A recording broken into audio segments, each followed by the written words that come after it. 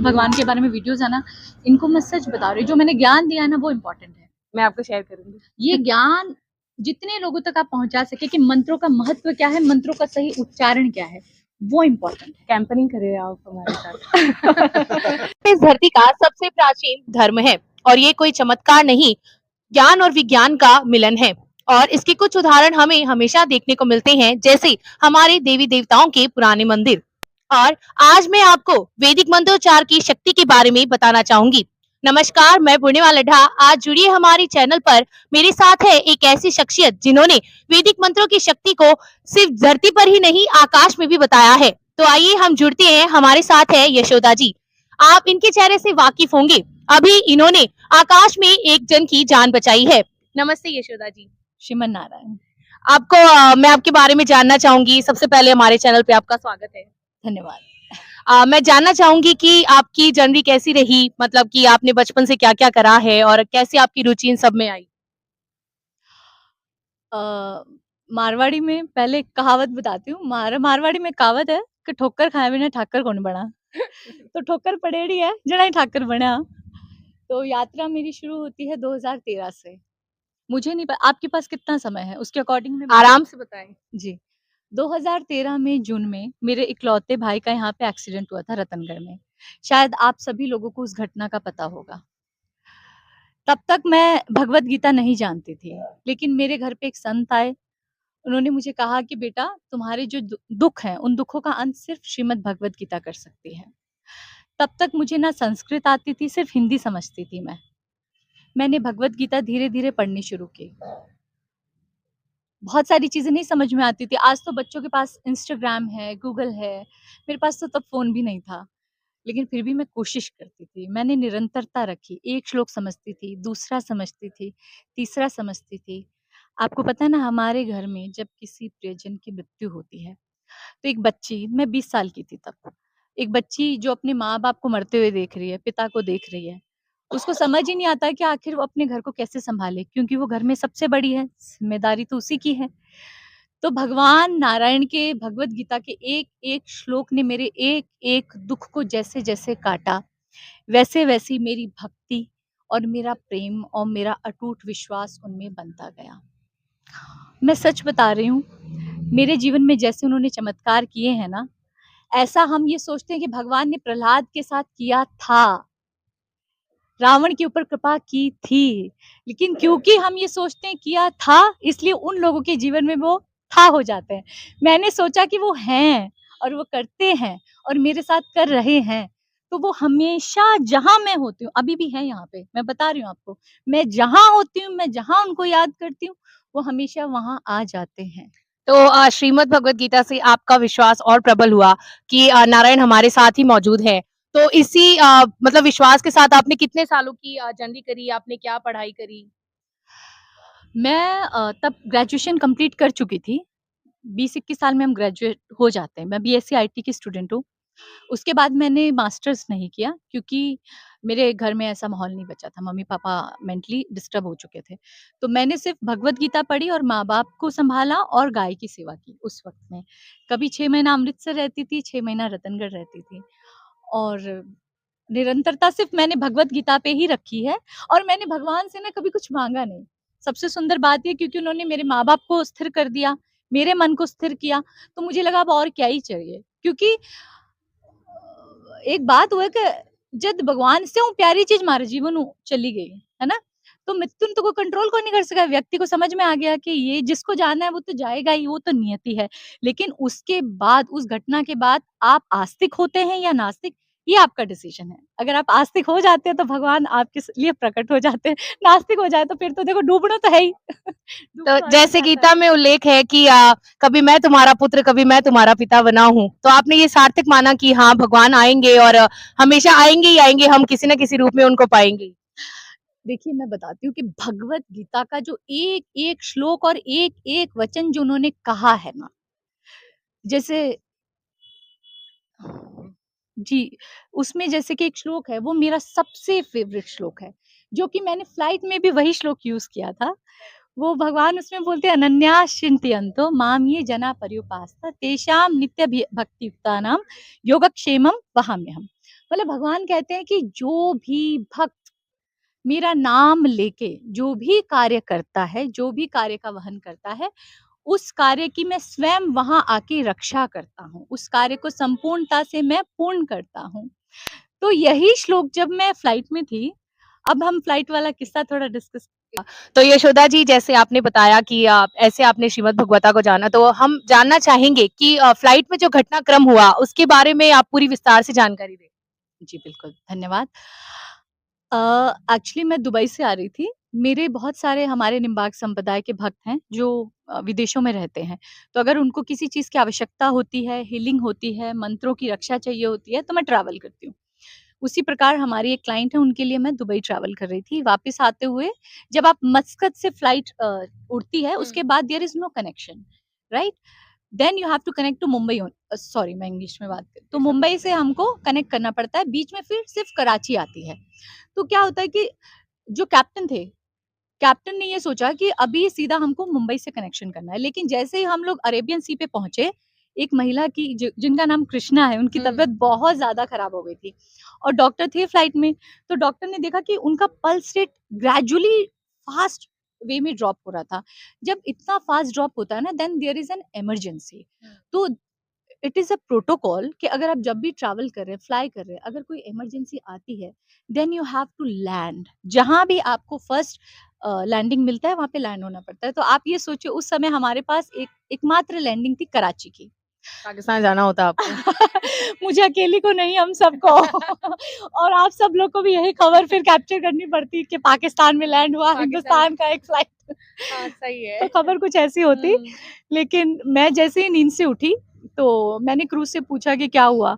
तो क्रू बोलने लगे कि ma'am there is some emergency in the flight so we have to land and captain is finding for the nearest landing. तो कराची हमारे पास landing है। देन आई वाज़ लाइक कि आई कैन हेल्प। मैं तो उन्होंने बोला कि ma'am are you a doctor?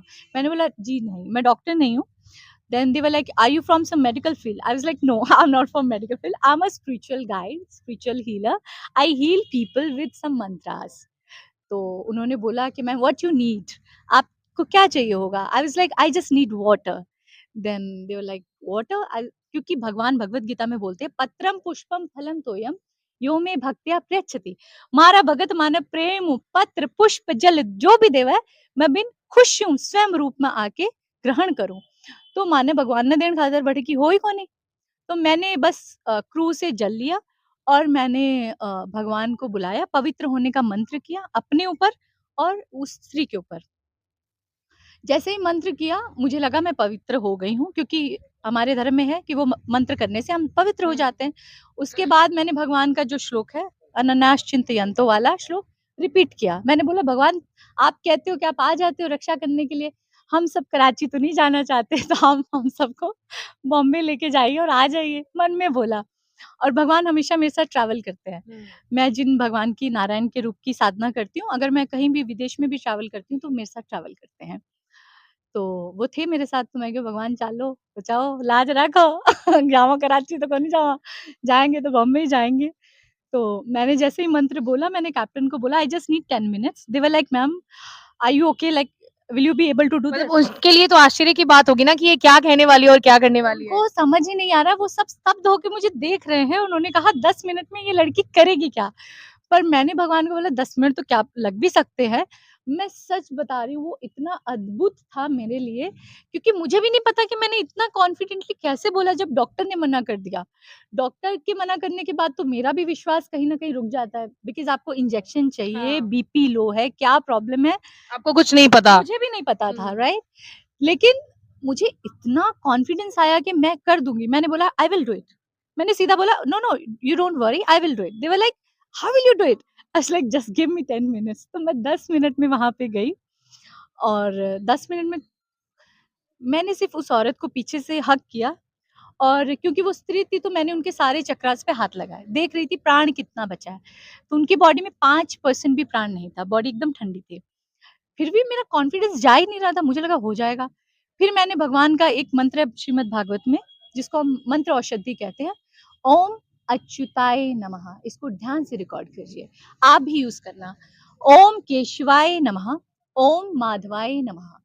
लेकिन इसका प्रोनाउंसिएशन बहुत एक्यूरेट होना चाहिए। हम हमेशा ओम अठो बोला आपा मुंडो मुंडो कौन बोलनो, ओम को अंदर लेना होता है। ओम अच्युताय नमः, ओम केशवाय नमः, ओम माधवाय नमः। ये करके, और मुझे पता था कि हमारा प्राण यहाँ होता है आज्ञा चक्र पे, क्योंकि मैं ध्यान करती हूँ। तो मैंने उनके आज्ञा चक्र पे हाथ रख के इन 2 उँगलियों से इस मंत्र का उच्चारण किया, ओम अच्युताय नमः, ओम केशवाय नमः, ओम माधवाय नमः। मुझे लगा, और मैं सच बता रही हूँ, मुझे समय ही नहीं पता था कि 2 मिनट हुए कि 3 मिनट हुए कि 15 मिनट हुए। I was in some other dimension. मुझे नहीं पता मैं किस लोक में थी, क्या था। बिल्कुल वो औरत, कैप्टन बताते हैं मुझे बाद में कि मैम वो 2.5 से 3 मिनट में खड़ी होके बैठ गई थी। ये मैंने बहुत आश्चर्य की बात है। उनके लिए तो होनी थी क्योंकि जो भारतीय संस्कृति को इतना नहीं जानते हैं और ऐसे वैदिक मंत्रों से कभी उन्होंने किसी को देखा ही नहीं होगा सही होते हुए। और कैप्टन, मैं सच बता रही हूँ, कैप्टन बहुत प्यारे हैं। अब वो मेरे अच्छे मित्र भी हैं, मेरे भक्त हैं, मुझसे जुड़ गए हैं वो। वो बोल रहे हैं मैम ये मिरेकल है। दे वर लाइक, पूरे फ्लाइट में श्योर हो गया कि there is some miracle happened in the flight, there is some miracle, you know, everybody was like in shock कि क्या किया इस लड़की ने। बट मैं सच बता रही हूँ, मैंने कुछ नहीं किया। मैं सिर्फ मारे नारायण का मंत्रा को जाप करो, हे भी कर सको सगड़ा सीखो। आपा अपनी संस्कृति ने भूल गया, मंत्रा ने भूल गया। सही उच्चारण करना, किस मंत्र का कहाँ पे महत्व है, ये पता होना बहुत आवश्यक है। और मंत्रों को रटना नहीं है, मंत्रों को भाव समझना है। आखिर भगवान कह क्या रहे हैं, तभी आप उन मंत्रों का सही समय पे इस्तेमाल कर पाएंगे। तो जैसे वैदिक मंत्रों को लेकर आपकी अपनी राय है और अपने अब जैसे आपके बहुत सारे शिष्य हैं और आपसे जुड़े भी हैं और इतना बड़ा चमत्कार हो भी गया है तो अब मतलब सब जगह हो गया है कि भाई भारत की बेटी ने एक ऐसा कमाल कर दिया। एक जगह देखे तो पाकिस्तान जाने नहीं दिया और किसी की जान वापस लौटाना बहुत बड़ी बात है। तो वैदिक मंत्रों के लिए आप क्या कहना चाहेंगे? वैदिक मंत्र आप सुनिए, मंत्र होते क्या है? मैं हमेशा बोलती हूँ कि हमारा जो संस्कृति है ना, उसके वर्ड्स पे जाइए आप। हमारे जो संस्कृत भाषा है, संस्कृत भाषा का जो एक-एक शब्द है ना, वो हमारी बॉडी के एक-एक चक्र पे सीधा घात करता है, हिलाता है, जब हम सही से प्रोनाउंसिएशन करते हैं। तो मंत्र क्या है? मन के द्वारा चलने वाला तंत्र, समझ गए? तो मंत्र को सिर्फ इएं कोनी बोलना कि बोल दिया जो ओम नमो भगवते वासुदेवाय। ओम सोचो कि ओम बोलनो कटो है। जब हम ओम प्रोनाउंसिएशन करें, ओम जब म बोला तो मूलाधार पे टच होना चाहिए। भगवते जब ग आवे ग में आपनो हृदय चक्र टच होना चाहिए। व ते में अठा आपनो तालु टच होना चाहिए। जब आप बोला नारायण, आप आगे बोला नारायण। जब थे सही प्रोनाउंस को नहीं करो तो भगवान आसी खटो, प्रोनाउंसिएशन तो करेक्ट होना चाहिए। तो जब भी आप बोले नारायण, न तालु पे टच होता है। तालु छे आपका ये जो आपका चक्र है यहाँ का एक्टिव होता है। इसलिए हम बोलते हैं ना माला जपिए, माला जपिए। माला जपने का ये नहीं कि भगवान को आपकी भक्ति प्रसन्न है। भगवान को कुछ फ़र्क नहीं पड़ता। हम माने ना माने वो तो भगवान ही रहने वाले हैं। वो कहते हैं ना कि भगवान गिनती नहीं कर रहे हैं कि आपने कितना क्या करा है। हाव और सही प्रोनाउंसिएशन और सही चक्रा पे टच होके उस ऊर्जा को बॉडी में क्रिएट करना है, ताकि वो बॉडी को इतना ऊर्जा मिले, आप यहाँ से ट्रैवल करके नारायण को कनेक्ट कर सके कि भगवान मैं हूँ, यशोदा है। ये इम्पोर्टेंट है। तो आपने ये कनेक्शन दिखा दिया सबको और हम देख रहे हैं कि यशोदा जी ने कितने प्यार और कितने भाव से हमें समझाया है कि मंत्रों का जाप कैसा होना चाहिए और मंत्रों से हम क्या सिद्धि प्राप्त कर सकते हैं और किसी की जान बचा सकते हैं। तो यशोदा जी हमारे दर्शकों को कुछ कहना चाहेंगी? अवश्य, मैं सच बता रही हूँ, अभी भी अगर ये वीडियो आप लोगों तक जाता है, बिल्कुल मेरा चेहरा भूल जाइए, बिल्कुल मेरा नाम भूल जाइए, लेकिन जो ये मैं बात बता रही हूँ, इसको कभी मत भूलना। ये वीडियो सेव कर लीजिए। जो मैं ये ज्ञान दे रही हूँ, मैंने कहीं से पढ़ा नहीं है, ये मैंने एक्सपीरियंस किया है। हम लोग क्या करते हैं, अपने ज्ञान को सुन लेते हैं, लिख लेते हैं, रट लेते हैं, लेकिन जो को सनातन धर्म है, धारयति इति धर्म, धर्म को धारण करना है। कपड़े तो धारण कर लेते हैं हम, लेकिन धर्म को हम वाणी में धारण कर लेते हैं, बुक्स में धारण कर लेते हैं, आत्मा में और कर्मों में धारण नहीं करते हैं। तो हमारे जो भी सनातन में ज्ञान दिया गया है, मंत्रों के बारे में, वेदों में ज्ञान दिया गया है, श्रीमद् भगवत गीता में ज्ञान दिया गया है, एक-एक श्लोक सत्य है। अगर हम सोच रहे हैं हमारे साथ चमत्कार नहीं हो रहा तो कमी हम में है, सनातन में नहीं है, मंत्रों में नहीं है, हमारे ग्रंथों में नहीं है, कमी हम में स्वयं है। और ये ओ बिल्कुल कोनी के छोरी कन भगवान को नहीं आवे के कलयुग में को नहीं आवे भगवान सबके हैं, प्रकट करने वाला होना चाहिए। श्रीमन नारायण। तो आज हम मिले यशोदा जी से और उनके विचारों को जीवन में उतारने की ज़रूर कोशिश करेंगे। मेरी दर्शकों से यही गुज़ारिश है कि ज़्यादा से ज़्यादा हमारे चैनल से जुड़े और यशोदा जी की बातों को अपने जीवन में उतारने का प्रयास करें।